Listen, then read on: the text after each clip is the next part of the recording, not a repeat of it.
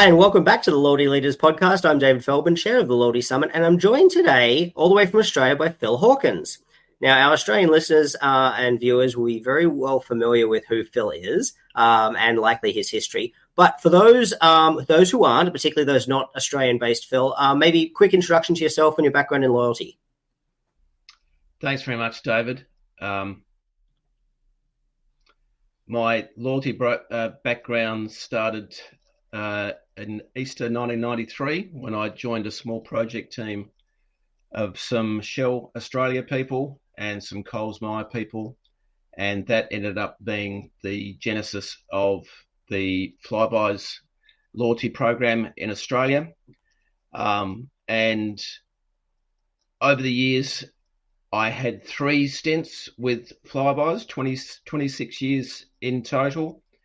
I often term myself a disloyal loyalty practitioner because I left twice and came back for 3 stints. Also had some experience at the start of the Myer One program and spent a little bit of time in credit card rewards with National Australia Bank. 2.5 years ago, I hung up my Flybuys boots, and since then, I suppose I would describe myself a little as a loyalty program commentator, and take a keen interest in things loyalty. Still can't get it out of my system. I understand that, Phil. I mean, it's funny. We chat about these things offline all the time, but the reality is what we do as loyalty practitioners is a very, very narrow skill set, and it's globally we're all very close. We all know each other, and it's a very small family because it's a very specialized piece of work that we do. Regardless of sort of where we sit in various organizational structures in our brands, et cetera, et cetera.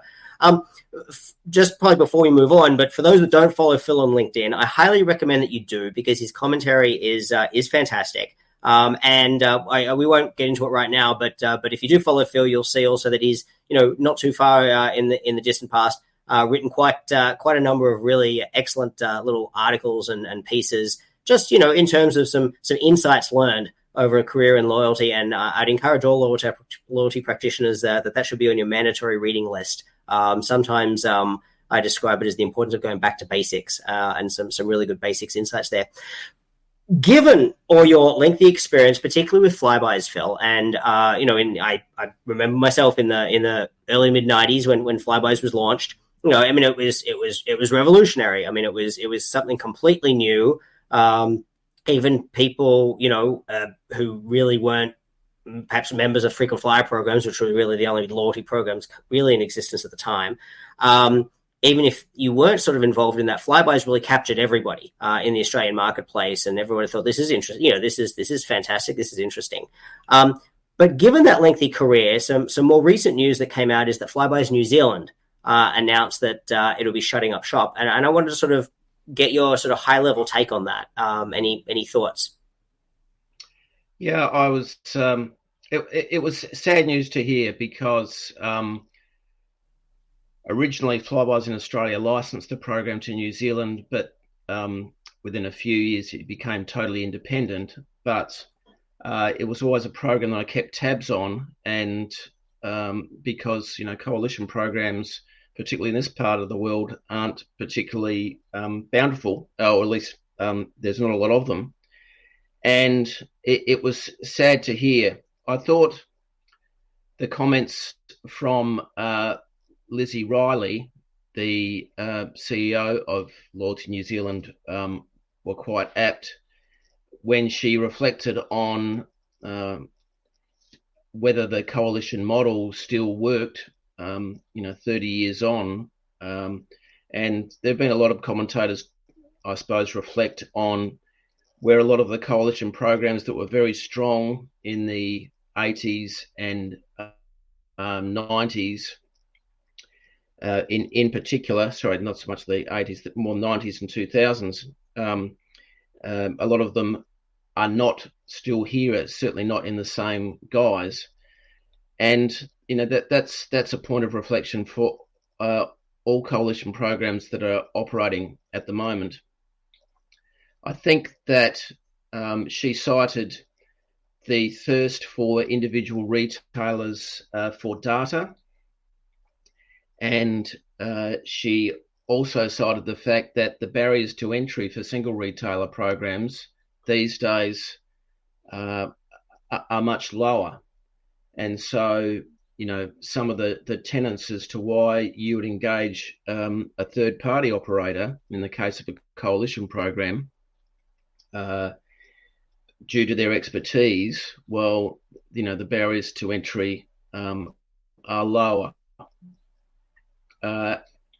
Against all that, I think that it's interesting to reflect on where Flybuys in Australia sits these days. And, it gets back to how do you strictly define a coalition program? In a sense, Flybuys Australia and to the same extent Flybuys New Zealand didn't quite fit the perfect coalition model in that the operator was not a totally independent company. In the case of Flybuys New Zealand, they had 4 owners who were all brands associated with the program. In the case of Flybuys in Australia, with 2 owners, Wesfarmers and Coles Group, they are very, very closely associated with the program through their retail brands. And if you look at the evolution of both programs, particularly Flybuys in Australia, the original model where there were a lot of genuinely independent retailers in the program, these days Flybuys in Australia looks a lot more like a program where the participating brands are all associated with the owners of the program. There are a couple of exceptions still in the Australian program, but the heavy-hitting brands that make Flybuys in Australia so strong, Coles Supermarkets, Bunnings, Officeworks, Target, Kmart, they are all associated and owned by the owners of the program. So, the evolution is worth noting, and a comparison between the Flybuys program in Australia and some of the other coalition programs around the world that have either gone by the wayside or these days remain in totally different guises. There are some differences there. It's interesting you bring that up because, when we think about coalition programs, I mean, I don't want to say one of my bugbears, but it's certainly been a discussion point over the years with folks and at conferences and things like that. And, and as you say, as a commentator in the industry, is, there's not a clear definition of coalition. So it's interesting when we think about the definition of coalition programs. And I think that, in fairness, has been a bit of a moving target over the years. You gave a couple of examples just there, about, do you have a sort of a central management company, kind of in a hub and spoke, like a bicycle wheel. At the center, you have this management company that is not a participant in earning or burning in the program, and then you have your participating retailers or organizations, that where you can earn points and redeem on the outside.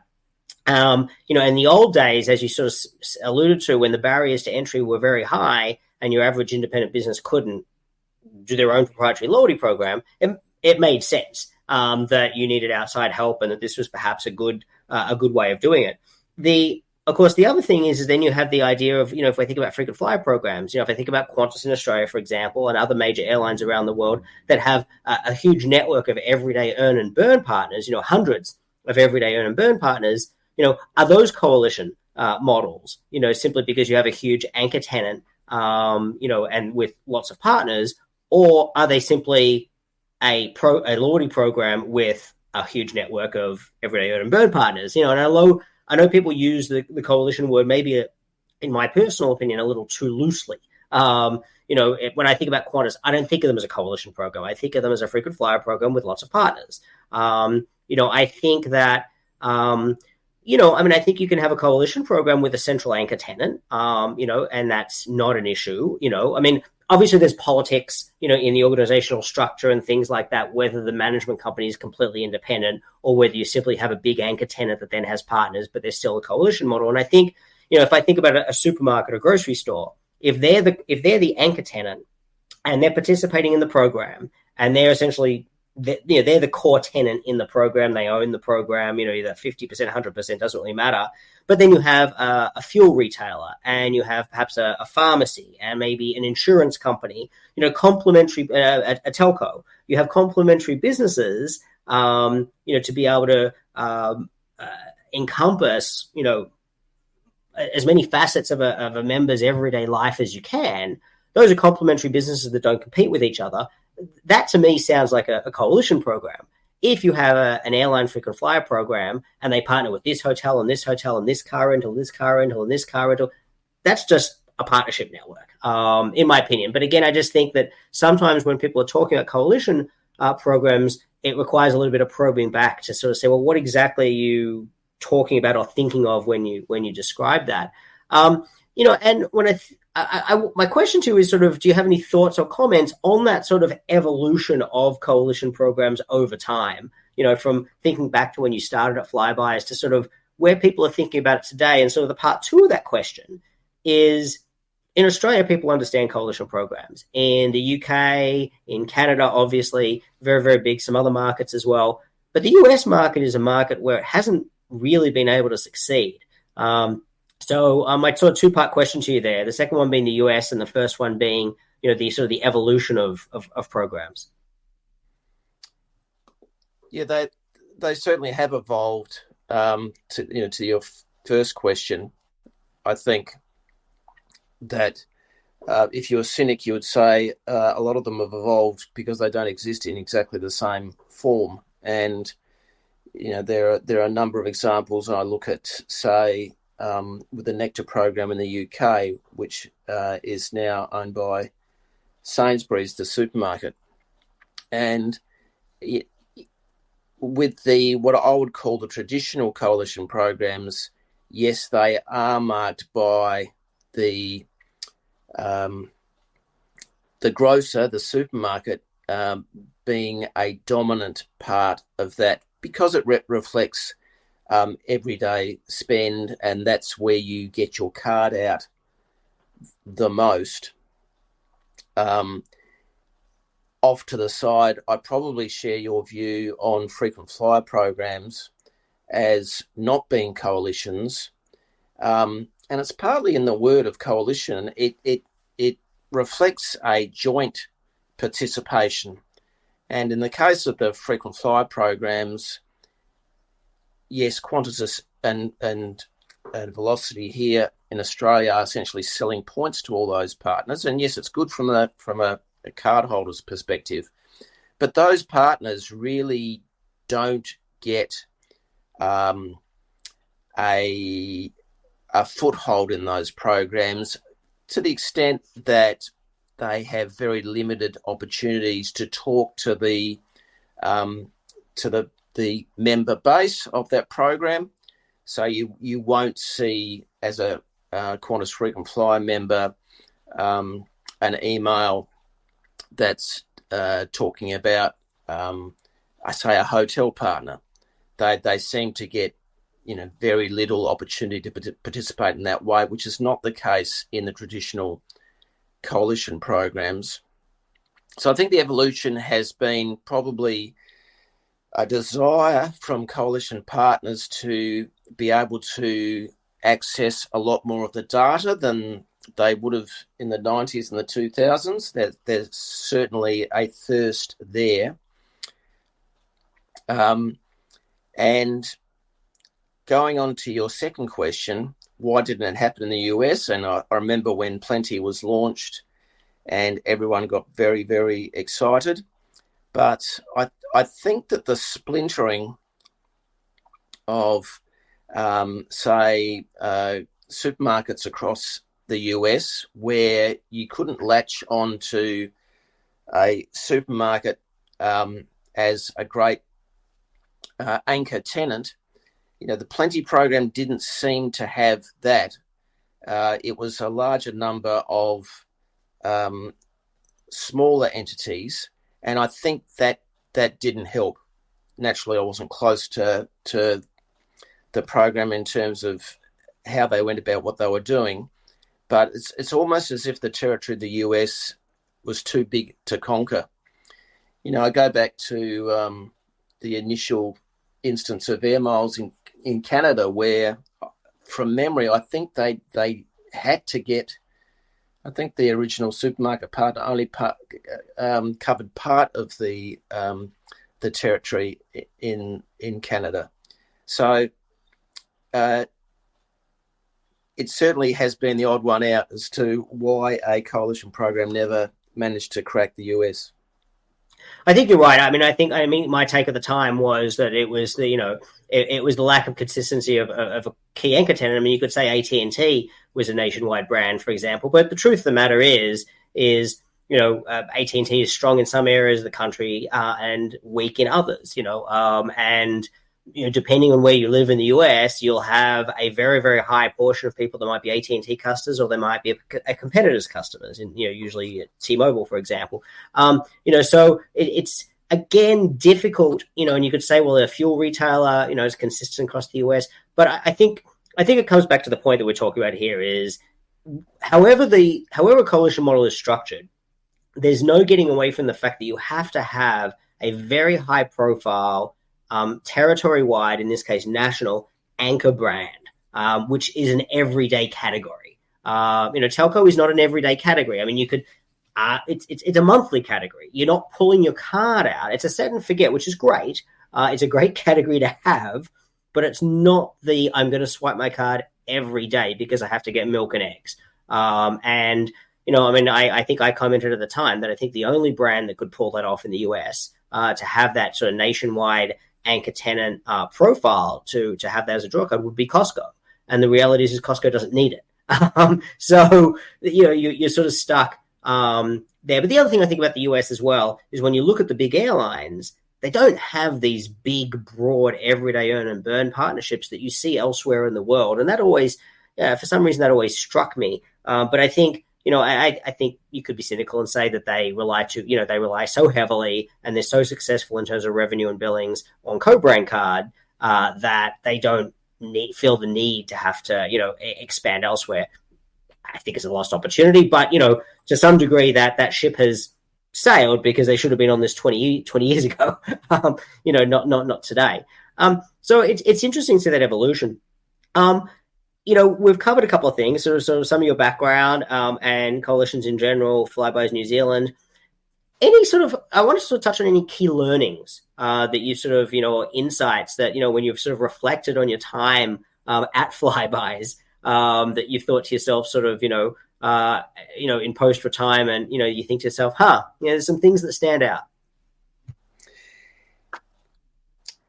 I think this is what led me to, write a series of articles, David, because, there were these things that stuck in my mind. And I have to say that, a lot of my time and loyalty, it's all been client side, and a lot of it has been operational. And so I'm very aware of where programs go wrong and where there's the potential for your members to be disaffected if you do things that aren't sensible or aren't customer friendly. So I think a lot of my learnings are quite foundational. Things like keep a program simple. It's got to be the proposition has to be easy enough for a young child to play that back to you.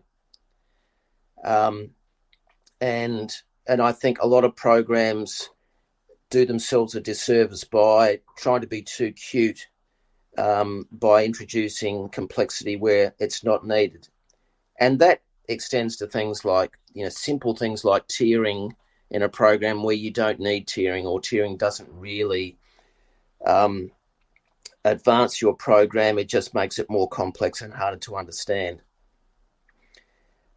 It's going to sound pretty trite, but just keeping the customer in mind. And I think, that displays itself in good loyalty programs by just being ethical, being reasonable, being generous, not trying to be cute or misleading or have gotchas. And, that reflects on things like program design. Don't catch your members out with short expiry periods if they don't need to be there. Those kinds of things. Don't constrain your rewards by gotchas. I think I gave an example of win this competition for a family holiday, asterisk, you can't take the holiday during school holidays, that kind of thing. So they're the simple things that I've learnt over the years, largely by listening to customers and program members. I used to have the responsibility of talking to the unhappiest Flybuys members in Australia because I was the last point of escalation, and how you carry yourself in those situations, and how you, and the chance for reflection as to how to get to this point. Taking out a lot of the member bugbears. That's something that sticks with me. So it's just a couple of things, quite foundational. You'd say not rocket science. I will throw another one in that's on my mind. Personalisation. Gosh, and everyone's getting excited about AI. It'll allow us to personalise like we never had before. And you look at the large majority of the programs and they do a lousy job. And even some of the best programs get some of the basics to personalisation not right. I remember opening up loyalty program presentations with a picture of my then teenage daughters, and it was the story of why is this program targeting me with baby offers and toddler offers or kids clothing when I've got now adult kids. So thought I'd chuck that one in there as well. It is interesting because I think you're right. It's very topical now with AI and personalization, all the rest of it. And we've been talking about personalization for as long as anybody can remember. Maybe personalization wasn't the buzzword, but then it became the buzzword. It still is now. And AI no doubt presents opportunities from an operational point of view and a strategic point of view, and when we think about targeted communications or segmentation and stuff like that, obviously, but I put that in the bucket of the tools available to us as loyalty managers are constantly improving. The access to data is much better than it was 20, 30 years ago. The ability to have real-time data and to visualize it and get it into a executive level format, to put it into C-suite presentations. That can happen, in minutes now, if not instantaneously, compared to 20, 30 years ago. It probably took 4 weeks to prepare a deck for the board. Whereas now, literally, you could be walking down the hallway to the meeting and literally, pull up Tableau and, print off a screenshot, a brand new, a brand new headline summary of some metrics. Talking about metrics, that probably leads us. That's probably a perfect segue. So, a common bugbear, which I know you and I share, is member numbers. When I recently spoke with Adam Posner, I know it's a bugbear of his as well.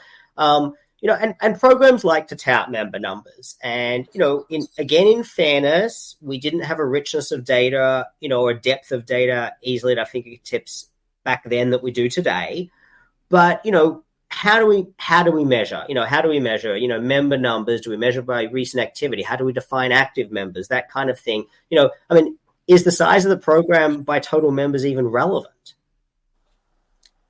It's absolutely irrelevant. And yes, David, you tapped into a huge bugbear of mine. And look, it was born out of the fact that when I worked for Flybuys, since 2012, the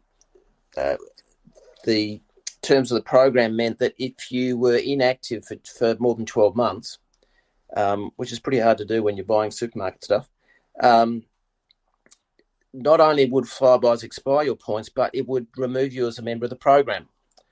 And I thought, oh, maybe that's a bit harsh to remove you as a member of the program. But, particularly these days when you actually stopped using a program, it bothers you that they've still got all your information that has the potential to be lost. And so I was quite comfortable with Flybuys stance. But we were the odd one out because the other major programs in Australia, their member numbers reflected the fact that you could have stopped using or showing their card years and years and years ago, and they would still count you amongst their members.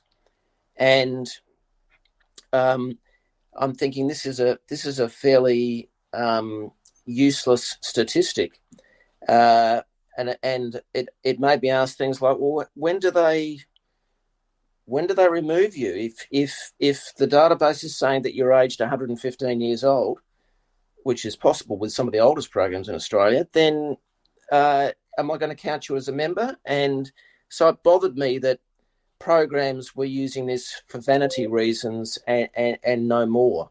And it led to really strange situations, such as when the Australian government, through the ACCC, was doing a review of loyalty programs and asked all the programs to say how many members they've got. They put in there all their vanity numbers, and so that's kind of hewn in stone that, oh gosh, did you know that 80% of Australians are in this particular program? Well, no, they're not. And so I've questioned that, and as you say, people like Adam have questioned it. And what's been really heartening in probably the last 6 months, for the first time, some programs, rather than quoting this, what I would call ever joined number, have actually been quoting active members. Now, that does bring in the issue of what does active mean? And I think, in the case of supermarket programs, yes, used it in the last year. And do you make that a bit more loose for, say, a frequent flyer program? But it's. I reflect on Adam's survey where he asked Australians, which programs are you in? And I looked at the numbers for some of the big programs, and very small proportions of people are saying that they're in that program, and that compared with what they would publish as their membership numbers, it was just this yawning chasm. And my view is, if you don't know that you're in a program, you're probably not active in the program, and so they should be discounting these folks. The good news in the Australian context is that, for the first time, we've seen programs like Everyday Rewards, Priceline Sister Club, and others, Maya One, talking about active members. And, from my 30 years in loyalty, it was very straightforward to get people to join your program, but that's when the real work started, that you would see people, drop out sometimes too quickly. And yes, you can put all your win-back programs in place, but, that was where the real action was, to get people active. Mm-hmm, mm-hmm. Just a little bit of a follow-on to that, in terms of, you made a comment a few minutes ago when you were thinking about reflecting on your learnings, your time at Flybuys, in regards to, keeping it simple, not too many gotchas in promotions and things like that, in your terms and conditions, that kind of stuff. It has to be easy for members to participate. when Flybuys started, obviously it was very difficult for an individual brand to have its own program and everything else, whether it was the tech or the data or just the logistics, being able to operationalize it. Now it's the other end of the extreme. A teenager running a side hustle, can have their own proprietary loyalty program. Many online platforms have the functionality built in. You want to open up a little web store or whatever, hey, you can add a loyalty program module to it. Has that now led us to a different sort of problem in the modern age where, it isn't just sort of a case of, I forgot I joined this program, or I did join this program, but I stopped swiping my card. But we have a problem where there are literally so many initiatives called or titled loyalty programs that it's just completely overwhelming for the average person in society, to sort the wheat from the chaff in terms of, I can't buy an ice cream without being offered to join a loyalty program. I can't buy, I don't know, I can't, I can't go into the corner store without being offered to join a loyalty program. Is it? I don't want to say is it becoming a bit ridiculous, but does it dilute and therefore become a challenge for what I'm going to call real loyalty programs to win the hearts and the minds and the engagement of customers? I think that's a very valid point. I think there's fatigue there, and I think we all have the experience of enter retailer, and at point of sale, do you want to give us your details? And there is that problem of, well, I've given my information to you, and there's the question of how much information are they asking for, and that classic trade-off of, we want to find out as much as you about you as we can, but me as the customer not wanting to hand over stuff that I can't see the reason why you want it. So there's that barrier there. And so I think for a lot of consumers that begs the default response, no, don't worry. And therein lies the issue, because how do you distinguish between the program that has launched a retailer who's launched a program very much for me too reasons, as in my competitor's got one, so I need one, so quick, let's get one, as opposed to we've thought long and hard about this, and we've got a loyalty offering that we think will really resonate. But we've got, we're at the same starting line as for the programs that haven't put the effort in, mm-hmm. and I think there's a hesitancy with people handing over their information, and they think, oh, another bunch of emails coming my way, and so it's almost like you might be one of those programs that annoys me and doesn't give me value, and therefore for the candidate program that might have something really good to offer, mm-hmm. they find it hard to get that opportunity. No, I think that's a fair point. I think the email. I think everybody can relate to the email issue there as well. We're almost at time, so final question to you, and that is, because I think we could talk about we could talk about this all day long. But one question I do want to sort of ask you is, given everything you've seen in your esteemed career in loyalty, where do you see things going?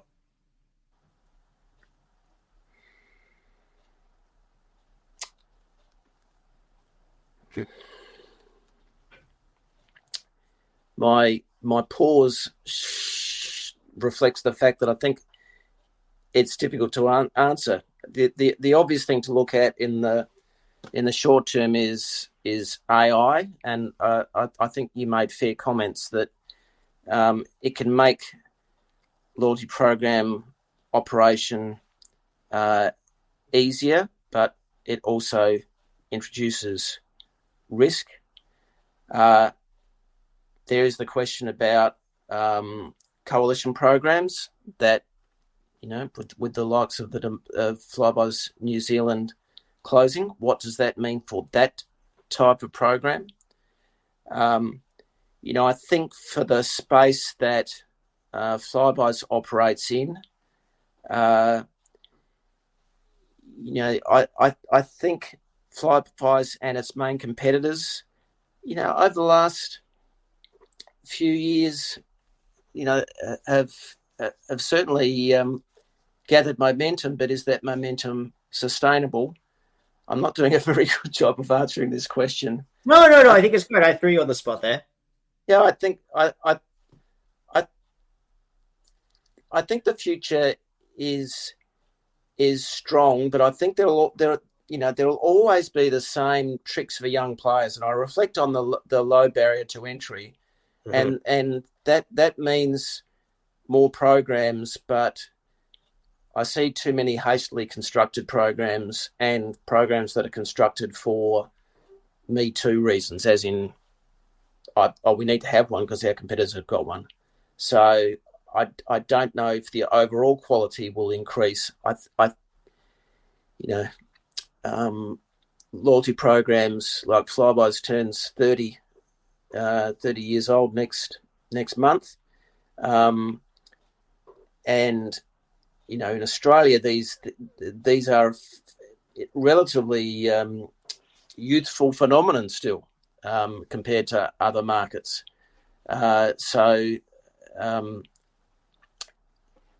Do I think that they are sustainable? I can't see a lot of reasons at the moment why they wouldn't be.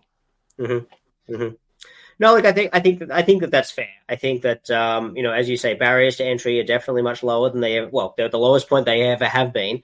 But I think that also puts focus on the larger programs in terms of you've got to stay relevant. But I also think for practitioners, the takeaway from all of that is get the basics right, and you sort of reflected on this in your learnings. Is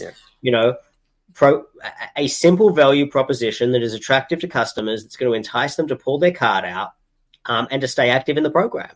And if you have that, regardless of whether you're a new player coming in with a low barrier to entry or an established player, I think customers will respond to enticing, reasonably generous value propositions, with a program that doesn't then present back too much friction. It's as simple as that. I mean, people just like people react to discounts and other incentives and all the rest of it. A loyalty program is really just about customer behavior, right? So if you give them the right incentives, they'll respond. So really, perhaps it doesn't really matter whether you're new, old, small, or large. Maybe getting back to basics is a good takeaway there, despite some of the new advancements, AI being obviously the topic, the topic of the month or so. Also for now.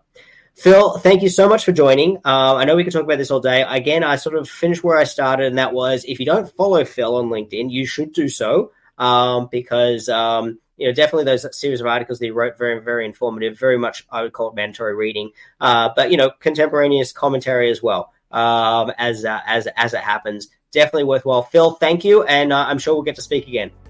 Thanks a lot, David. Cheers.